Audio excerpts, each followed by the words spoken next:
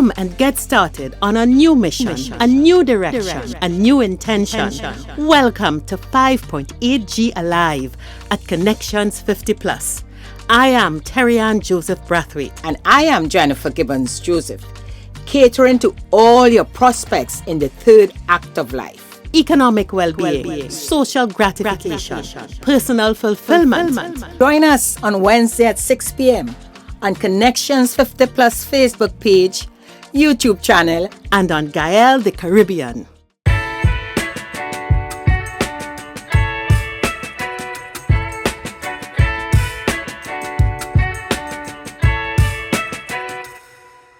Welcome, hello, good evening. How are you? How is everyone?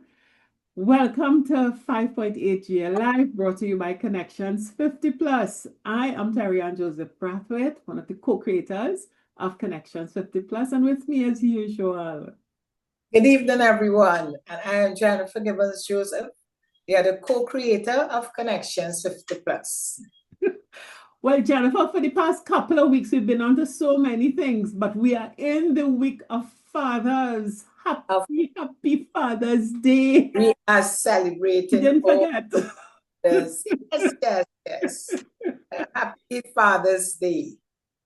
Oh, Lord. Jennifer, fathers come in so many shapes, forms, sizes. There is no one size fits all.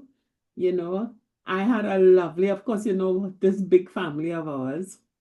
We had our Father's Day get together. There were about 10 Father's Day. Wow. Yeah. All fathers, well, 1, 2, 3 generations of fathers. We had grandfather, father, and grandson.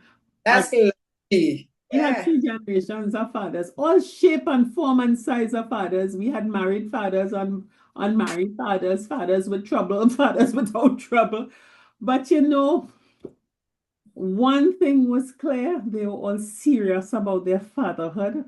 They love their children and want the best for their children and will do whatever they can and more for their children. I think fathers get a bad rap, and I really do like it. I agree with you. I don't agree, maybe from my experience, what I'm seeing around me all the time. I don't buy into that rhetoric about these set of absentee fathers and fathers this and fathers to have responsibility. Terry, and that's not how I know it at all. I don't have that experience growing up, even now. Even when I was saying, you know, the younger fathers, I mean, so look for at me, your sons-in-laws. Look at your... I tell only weekend I tell my granddaughter, I see you all so damn happy. Just happy. You know, I had her, she was doing a card, you know, father. And I said, but you ain't put enough hearts, and she does, and she call him, you know. Yeah. And I say, not just when you go to, I mean, recently I went to one of the grandchildren parties. And all the young couples are all the fathers here. And this is a girl, you know, to bring the daughters. So yeah, I think it's time. I don't know why. Is it just blame the media or sometimes one bad news sells. Yeah. One bad example, so you make it so I congratulate all the fathers out there, all those, you know, men who play the role in the fathers and are very, very good role models. Yeah. But as you said, Terry, and there are different types of fathers. They have those who, you know, a strand will throw you up in the air and catch you, kind of thing.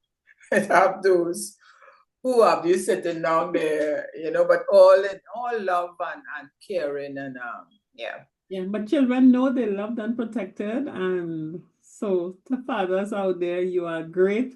To the few who are on the margin, let's help them get back in train, and many of us, Jennifer, keep them out. That's not fair. That is wrong. I must that is wrong. You know, so. But anyway, Jennifer, we are celebrating fathers today by talking to a father. Yes. You know, and the thing about it that I'd like, there is no one model of fatherhood. There are many models. So once you talk to one or a few people, you're bound to have someone who's saying, but the fact of the matter is that all fathers are to be celebrated and we take them one at a time. So Yeah. And we can go, Terry, and first of all, we thought of a panel, and we said, no, we just can't go around checking to see different fathers. We don't know who. You know, so we just say we have one father. And, you know, just chat with that one father and we share. And as usual, Terry, and we started the interview without, we're going to just let it no flow. script. No script. So let's get into tribe and let's enjoy and celebrate fatherhood with one father.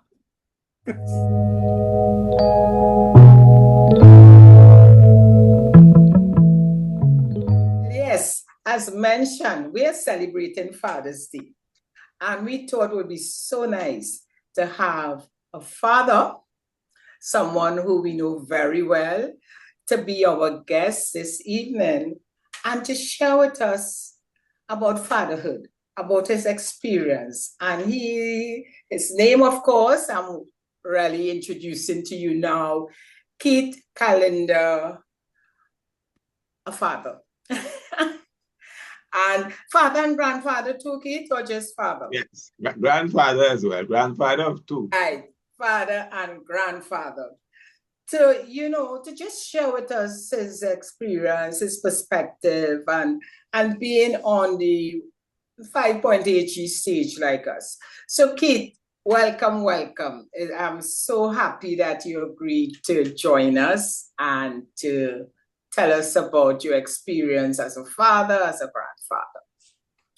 So, just share with us, Keith. You can start from any aspect that you want to, from day one being a father to present. Thank you very much, Jenny. Pleasant good evening to you, evening to Terry Ann as well, and listening, those listening in the audience, those listening online. I just want to give thanks and praise for the honor of being able to invite it here this evening. Sorry, just to share my experience. But before I even get into stuff, I just want to give God praise for blessing my loins so that I can be a father, and blessing the womb of my wife and those who would have born a child for me. So you must give God all thanks and praise, because it is not everyone has been so blessed. Yeah. Yes. So for me, fatherhood, it's ironic, Jenny and Terry, and that you all have asked me to do this program this evening on fatherhood, because I had to learn fatherhood along the way, because essentially growing up for the greater part of my life in a single family home where my mother was the head of the home, and so my father was absent. And then for a period of time, I had a stepfather who lived with us for a period of time, and then he left. So I did not have the coaching and the mentoring in the home of a father, somebody to model after. Nevertheless, God had placed men in my life that I had the opportunity to mirror how they function in their homes, and that allowed me to draw from them to allow me to be a father in my home to my children. Right? So I thought I would put that in a perspective. No, that's great. I like how you started. Before you continue, that aspect, we hear a lot about I shouldn't say we, in the early days, going back a bit, you'll hear about the absentee fathers. And it always sounded like, okay, somebody growing up in a home with no father, then and I like to use the way we used to put it long time. They ain't gonna turn out good, kind of thing. You know, that thinking. So I really like how you started showing that, yeah, you were brought up in a home with what we'll call absentee father, but you haven't said it, but it turned out real good. So I like how that started. So I just wanted to put in that there before you continue. Yeah. Well, I want to even add, Jenny, as you mentioned, that not only the father was absent, but I also grew up in an area that we call today an at-risk community. Ah. Right? So for me, it was very challenging growing up and not having that father figure in the home. All right. I knew my biological father. I would visit him occasionally. In fact, he gave me some tools that helped me in my development as a man to cope with the challenges of adolescence Okay. and not being influenced by others, as I said, in your at-risk community. One Yeah. of the advice he gave to me, I never forgot that. He said, son, always do what you believe to be right. Even if what you believe to be right is wrong, do it. But the day you discover that it is wrong, you have the responsibility to do otherwise. So peer pressure never bothered me because of that advice. And I thank him for that simple advice. And that's the same kind of thing that I try to inculcate in my children in their growing up and development. Don't follow the crowd. Have a mind of your own. How old were you then when your father gave that advice? I was just around 19 years of age. Okay. Yeah. 19 years of age. But I recall, Jenny, growing up and struggling, wanting somebody, a male figure to talk to, and not having a male figure to go and talk to, especially in my, as I said, in my adolescence age, growing up, 14, 15, you're going through changes in life and so on. And it's an uncle of mine that occasionally I reached out to. And he also helped shape my life over the years because I used to have this, this bursting feeling that I need to talk to someone.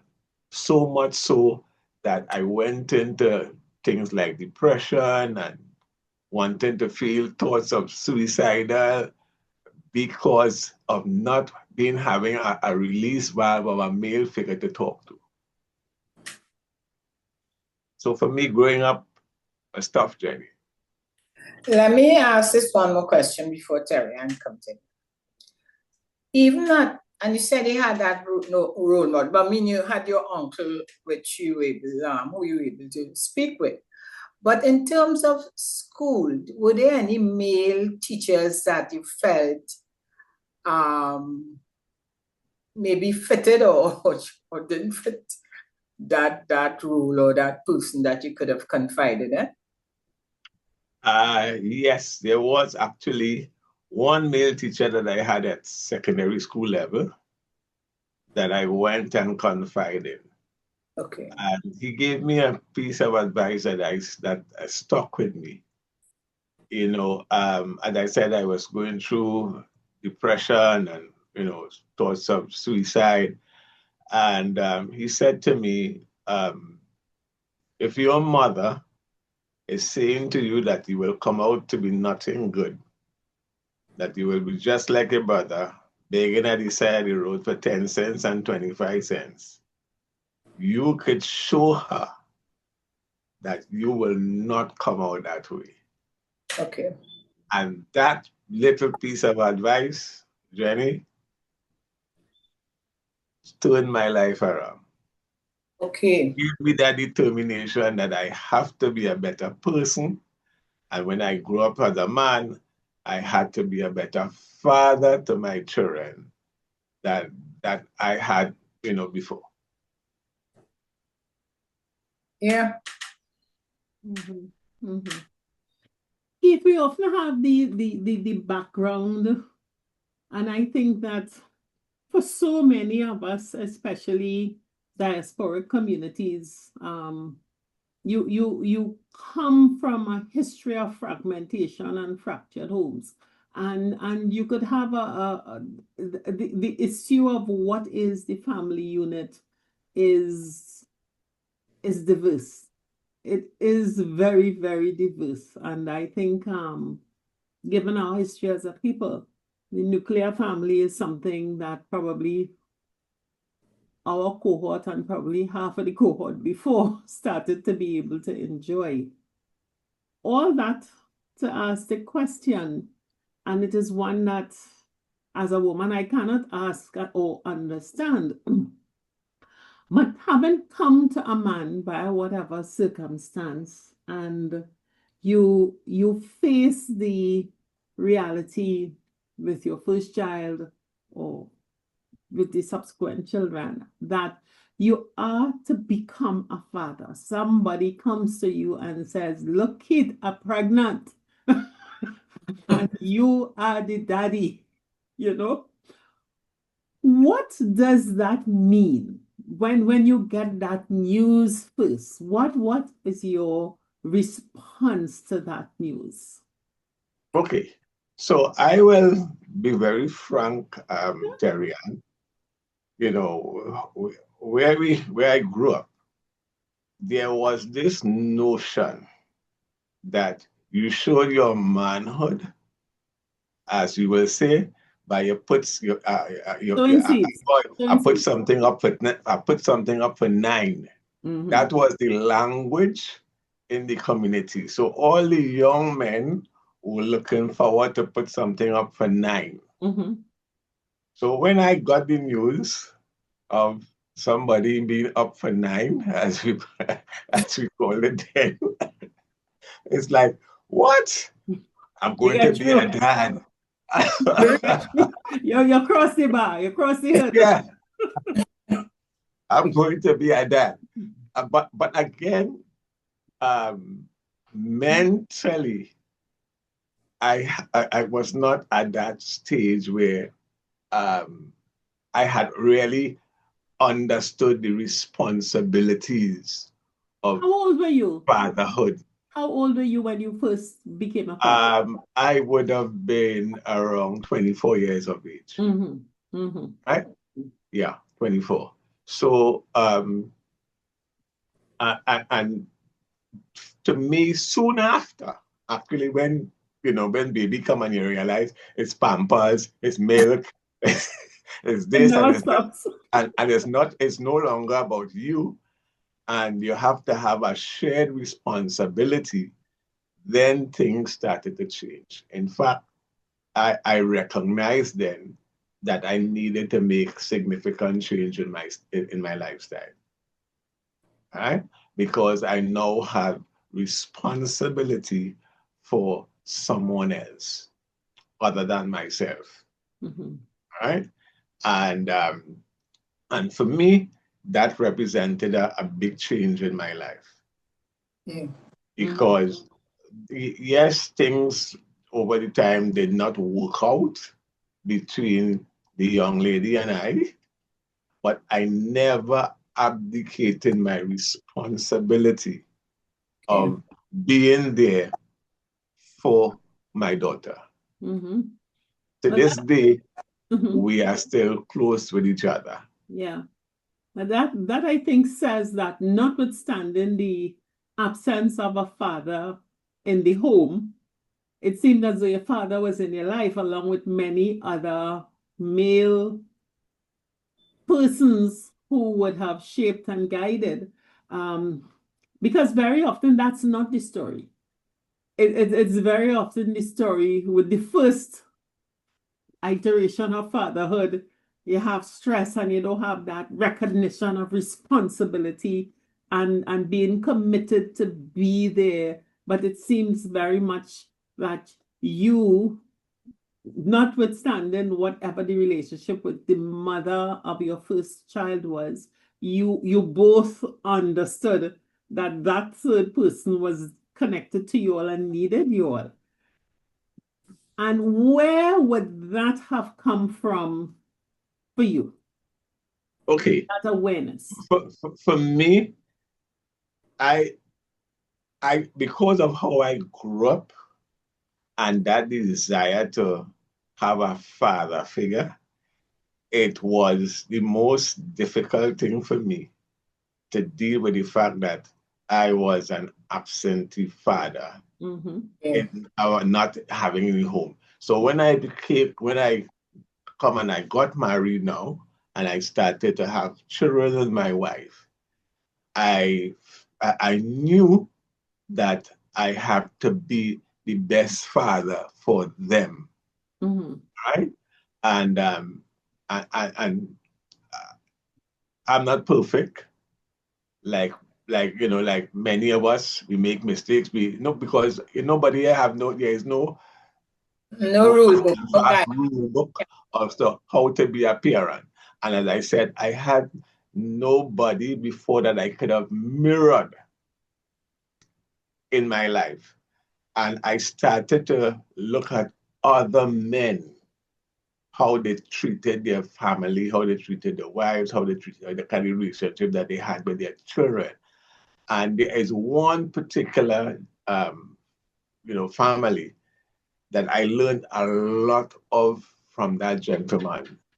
To this day, the kind of relationship that I have with my kids, I could say I picked that up from him. For instance, we have it in our home. I would tell them I love them. We would hug. We would kiss. If I'm dropping my daughter out in the morning after work, when she's coming out of the car, she will kiss me. I will kiss her. We will say I love you. I exchange. And even though they're married and often have husbands of their own, we still hug and kiss and say that we love each other. Right? And I think that is so vitally important that as a father, we demonstrate that love to our children. My son, we don't kiss, but I will hug him occasionally. And that's another thing. How often fathers hug their sons and tell them, son, I love you, you know? And that is something I saw with this gentleman, and I deliberately adopted that. And I have seen how it has worked in my home. Only recently, early this year, celebrated my birthday, and I was blown away by the kind of remarks that the children were saying about me at the function. It's almost like, Jenny, who they talking about?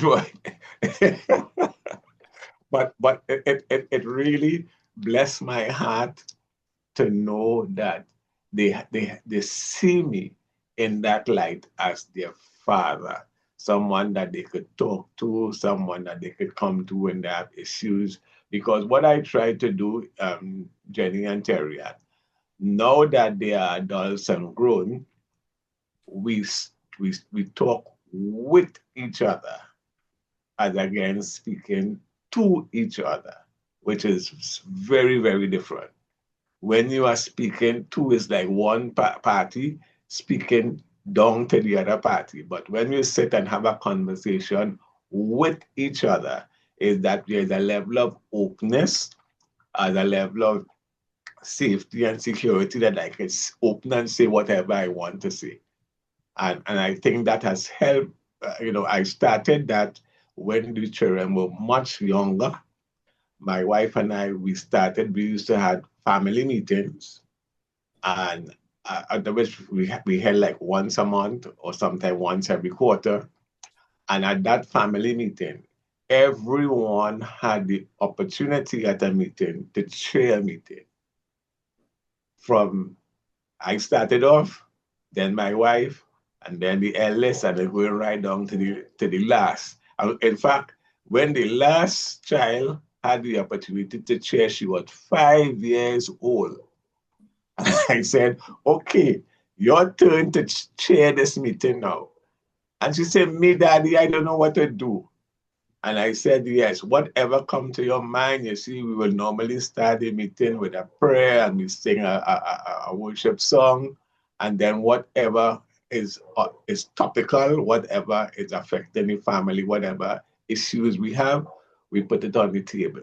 And I did that deliberately because what I wanted to do is develop within them leaders, people who will have a mind of their own and who can shape their own course.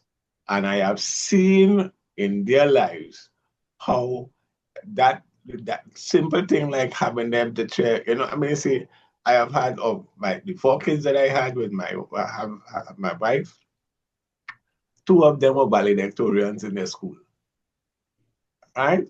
One had to go and speak to the UN, the United States, that's already General Assembly of the United Nations. Another one have to talk, occasionally do presentations to people way beyond her pay grade.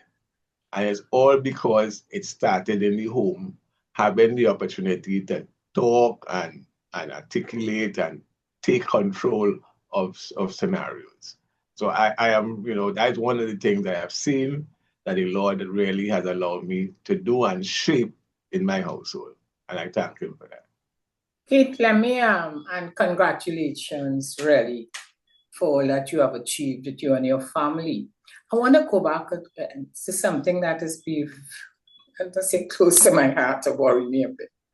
And that's where you were able, and you read a lot of stories or you hear stories of persons who come from a broken home or from absentee fathers and make it, pledge they want to be a great father. They don't want their children to grow up in the same sort of scenario or family structure as they did.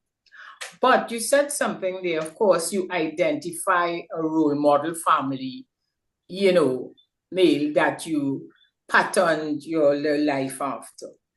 That aspect where you were able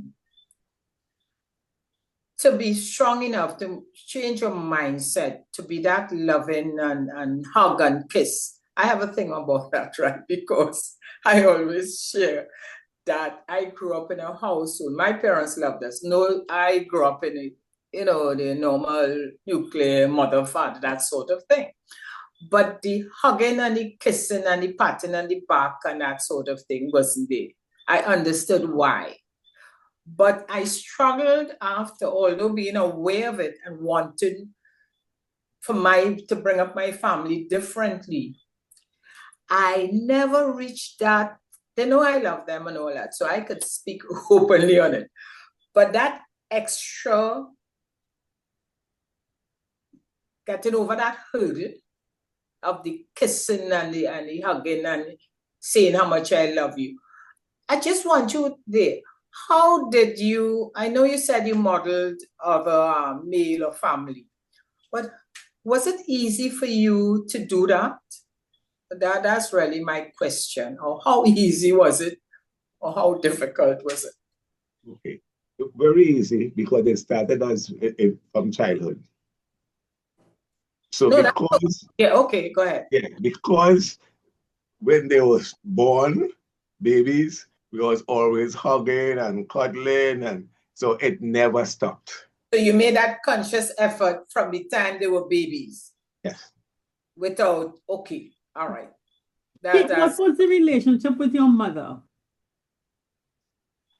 Okay, my mother, I would have given my right arm for my mother.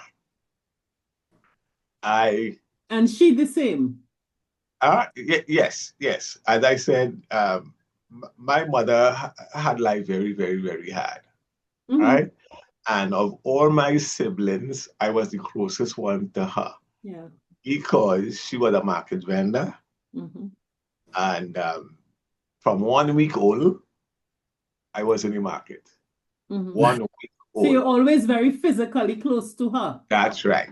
I think that is where it would have come from. Yeah. That is where it would have come from. The connection or the disconnect. Okay. Yeah. You grew up with it. You grew up with that physical intimacy, physical touching and hugging. So it was a natural to move on. And as baby, as they were babies started. Okay. Yeah. As I said, that's something I'm always interested in finding out. You know, it's amazing. There are so many different models of family and success, you know, and one of the things that we always say, there are many roads, and the right one for you is the one you discover that works for you, you know. Because you can, there are many people who would have had your start and just not understood intimacy, because what you're talking about is intimacy in a physical form, you know, not sexuality, but intimacy in a physical form, that you can have that connection. And then there are some families that, hugging and kissing and loving going on up and down the place, but geez, and it is a pit of vipers. You know, so it is good that you can present an example of where this would have come. And it seems to me that your father wasn't in the home, but he was in your life, and there were uncles and there were others. So credit to your mother, who, I suppose at that time, where they lived wasn't a hot spot. It was where it was. And so many of them carried on and really did a tremendous job allowing us, our men folk, to grow and be responsible people. Because the fact that you, on your first knowing you were to become a father, you seem to have started thinking about, what does fatherhood mean to me, and what pattern do I want to develop to make a success of this thing called fatherhood. And am I correct in saying that seemed to have been your mindset? Yes.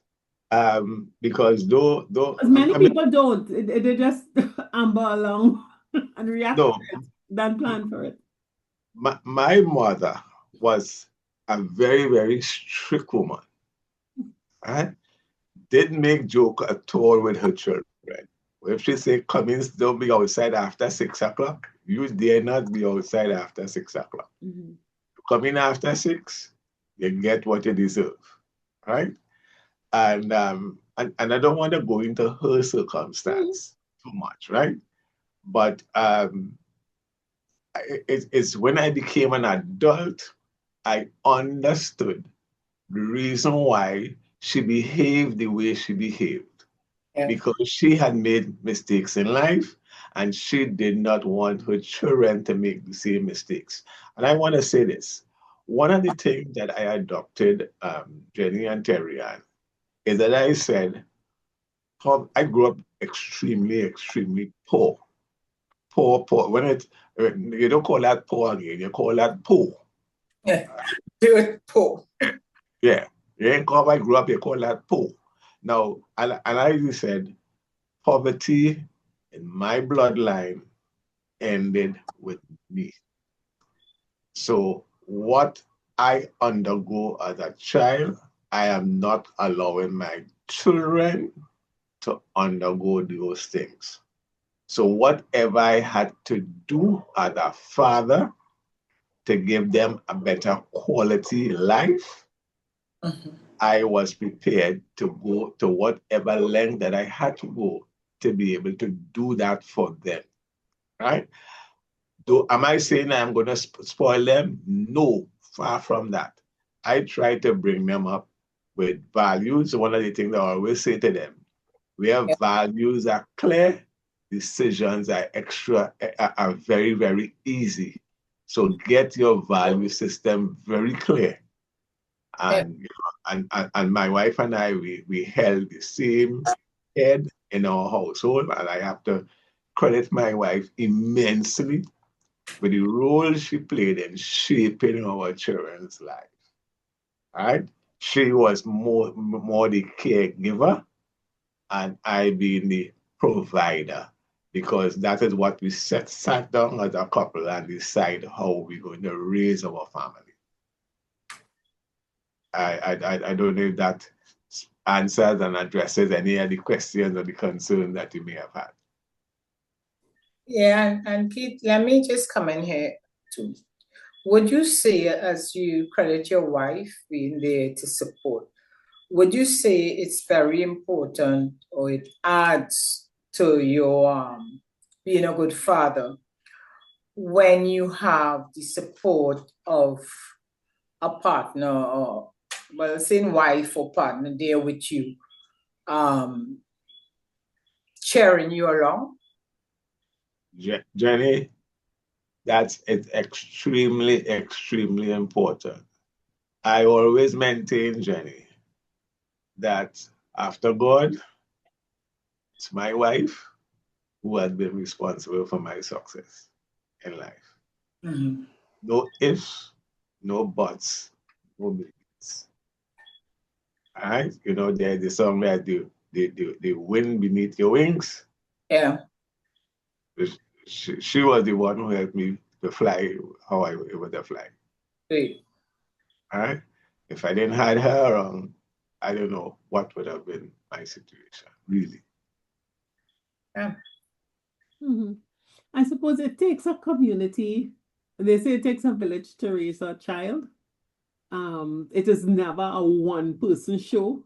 And even if the multiple persons might not all be biological, but it certainly takes a community. Yeah. When we look at that, and we come back to our cohort, how we who are 50 plus, in our 60s, 70s, we dealing with grandchildren. Many of us live in intergenerational homes, which may have happened long ago. It wasn't an issue because granny there with us, great granny, who you might have 2 or 3 generations. Um, do you see a challenge today? You have grandchildren. You have children, you have grandchildren. Do you have any challenge with dealing with your children and your grandchildren, or even your children as parents, when you look at how you managed fatherhood to your children and you watch them parenting their children? I don't really have an issue with that, Terry Ann. Um, I see my grandchildren as an extension of me, who I am. And actually, I have 2 grandchildren. The last one, he's autistic. He calls me 3, 4 times a day. And whatever I'm doing, I will answer the phone. Mm-hmm. All right? Even if it's to say to him, Grandpa busy right now, Grandpa in a meeting, and I will call you back. And that's the kind, again, when he visit my home, we walk in, we hug. Mm-hmm. Yeah. All right? How you doing? And that is the kind of, again, my granddaughter, she will call me grandpa and talk to you in a few days. What is happening with your grandpa? At the ending of the competition, grandpa, I love you. Yes, I love you too. And the end. Yeah. And that is the kind of, things that we do. I want to mention something here, Terry and Jenny. One of the things that, again, my wife and I, we did any major financial decisions, because I think that is something I need to speak about as a father, because we grew up, our cohort grew up where our parents never tell us anything and discuss financial matters with us. Mm-hmm. Certainly, that's how I grew up, right? Every major financial decision that had to be made in the household, after I had discussed it with my wife, involved the children. In fact, every new vehicle that I bought, if the children went with me, they chose the car, and whatever vehicle they like is what daddy would buy. You know, because it's a major decision. It's going to be a family vehicle, so they have to like it. It can't be I like it and they don't like it, and they sit down in it and they don't like it.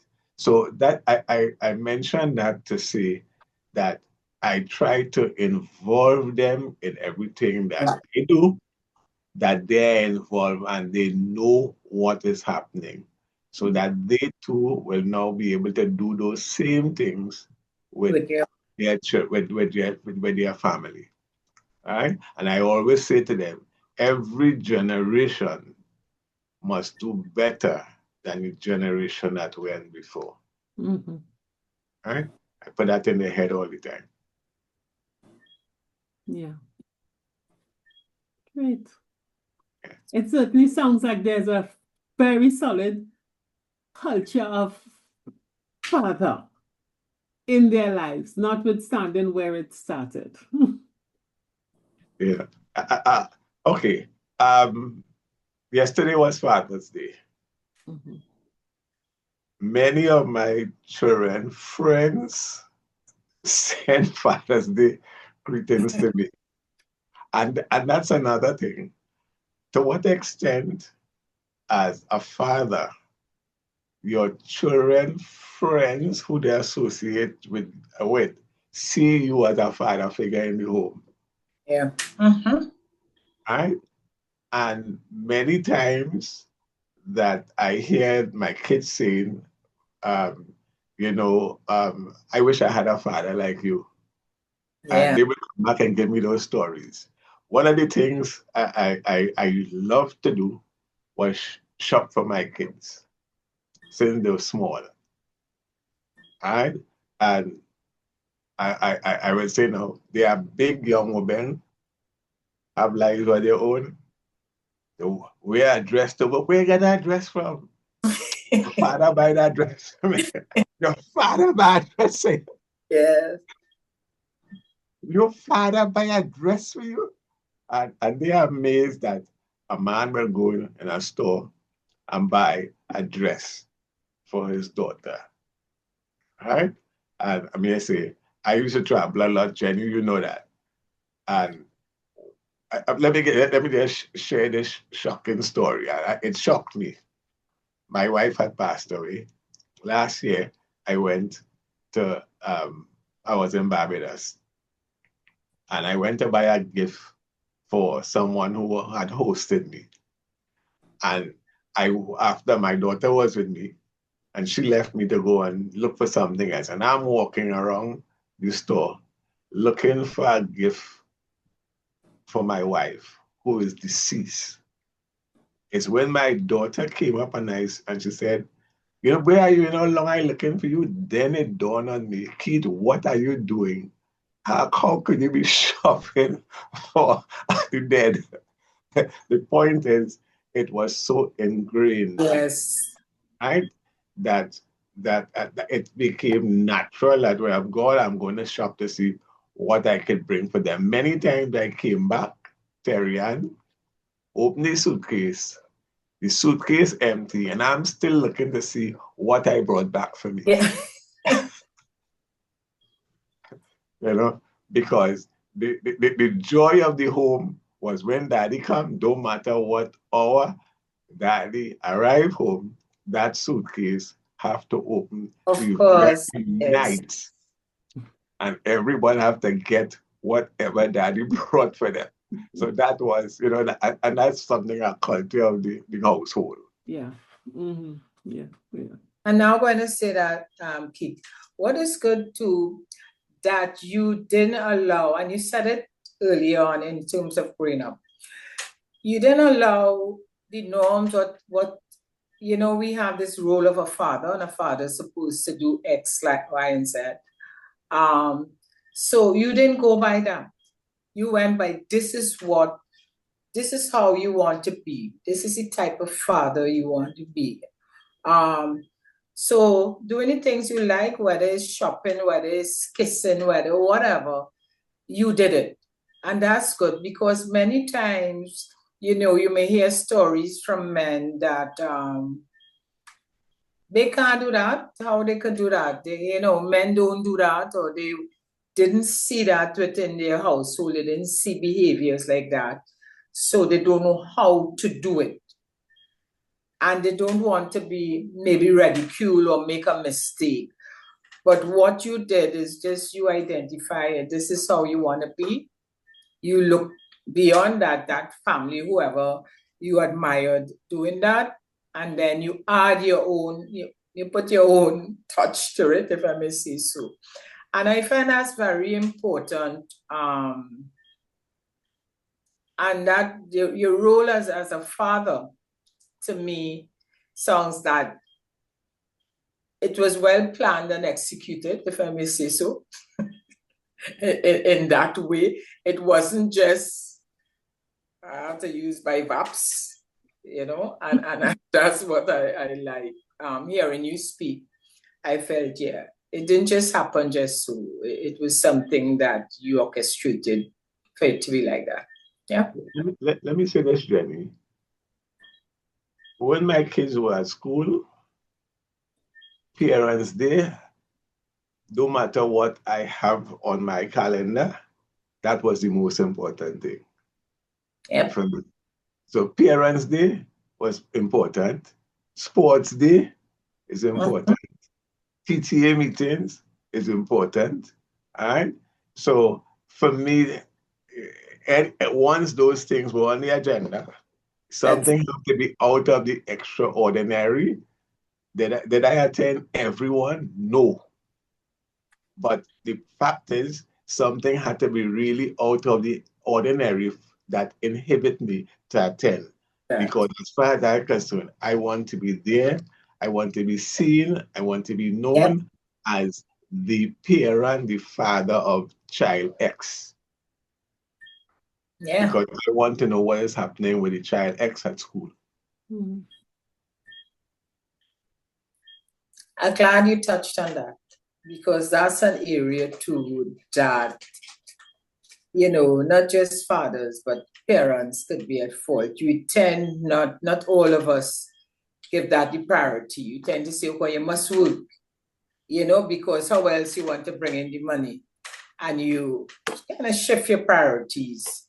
But yeah, the children comes first in especially those critical areas. I would also add, in terms of health, anything, with the children that you are there is not just the mother have to rush the child to the hospital, or take the child to the doctor. It's important too for fathers to step up to, to doing that role also. Yeah. Right. Well, I want to say once you try anybody sick, it's daddy as you go-to person. Right? One of my kids attended a secondary school, and at the school she had regular challenges. Almost every Monday morning she's sick for some reason, and the school will only be calling daddy. Because once I get that phone call, they say your daughter is well, come for her. Whatever I'm doing, I drop it and I'm off.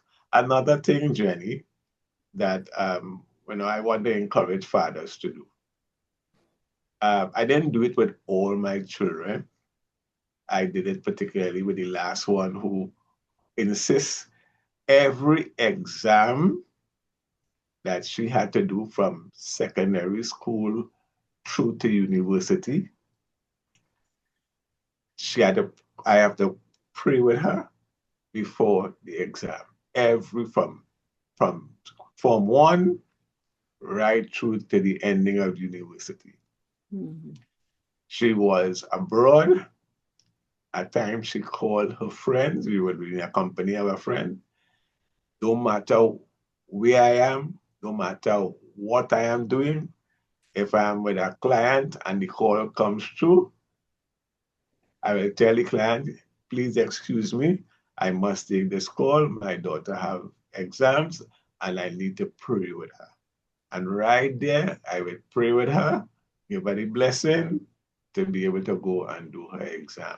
And these little things that a father ought to be able to do to, pray with the father, the king priest in the home. All right? Am I saying that I was the best father? Or no, I made a lot of mistakes along the way, but I'm saying as men, these little things help in the household and how you shape the lives of those who God has so graciously lent us, because they ain't come to stay, they will go. And we have to prepare them for the jungle outside there. Yep. Well, it seems that you've done quite a good job at that. It is good. You have so many stories of fatherhood, and probably not everyone may model your model, but definitely it is good to hear this story, and it is good to be able to share it. Um, Fathers, the stories of fatherhood aren't necessarily exciting ones that could attract headlines. I don't know why you have so much emphasis on mother, mother, mother, mother, but the father story is so very important, and fathers manifest that caring protector, guider, provider role in so many different circumstances and in so many different ways. All of us, whether the father is there, you grew up with your father or you didn't grow up with your father, there are male role models in your life who really do influence us. If there was none, I would put money down you are not a balanced person. And it is so important for us to have this discussion, to at least put some oxygen on how one of our cohort has approached and succeeded in the role of father. And I do congratulate you for your efforts and the results that you got coming from those efforts. Yeah. Thank you very much, Terry Ann. I always say to individuals, I am a work in progress. As we are all. Yep. As we are all. And I think that is so important, even when we do these kinds of discussions to really emphasize that, I think there is no parent, there's no father. I'm going to leave the mothers out of it now. There's no father that when you get that news, the baby is yours, or wife announces, I am pregnant. You start with dreams and wishes, and then you have to go through 30, 40 years of walking along with this human being, trying to mold them and shape them while you yourself know that you're not perfect. So the journey, it's always nice to give a hindsight view, give a hindsight view, and really acknowledge and congratulate all of us, all the fathers, for the fact that your children are here, they are whole, they are contributing, and they're doing their best. It means that you also succeeded. So I think that is a very important thing. And for people to know that this is but one model, one story. And everyone has their success story. And we are so happy to have been able to share yours. Before Definitely. I know we might be ending up, closing Yeah, up pretty that's soon, but okay. I want to say something. Um, there are men outside there who are not biological fathers. Exactly. But however, some of the men who were instrumental in my life, not all of them had children. Ah, So yes. So you may not have a son or daughter, you may not bear a child, but you have nephews, nieces who you can father them. You have neighbors. You have Yes, neighbors. neighbors, right? Where You who have you can be a people. father to. All right. You have the So community. at my church, we don't call it Father's Day. We say Men's Day because we want to celebrate the men in our lives. All right, who have a role to play in our neighborhood, in our society, in yeah, our community, and our nation at large. It yeah. takes a village. It takes a village. It is never one mother and one father, or one mother alone, or one father alone. It is Yep. a village. And I think that is the strength of your village, supporting your parents. That's what delivers the adults that we can be proud of. Great. Keith, I just want to say again, thank you. You really shared, and within your story, we could really, we gathered so much, about the importance of values, about being there for your children. But as you say, there is no rule book that we follow, but it's always good to find a role model, to look at those, well, in this case, the men, as you say, who you believe that, yes, they seem to be on the right track. And, you reach out and could learn a thing or two to continue being on that, put it, fatherhood journey, because it's ongoing. Never ends. So, yes, I want to thank you. It was really, really great having you and having you share your story from the beginning to fatherhood to grandfatherhood. Great. But my privilege. Thank Yes. you very much, Keith.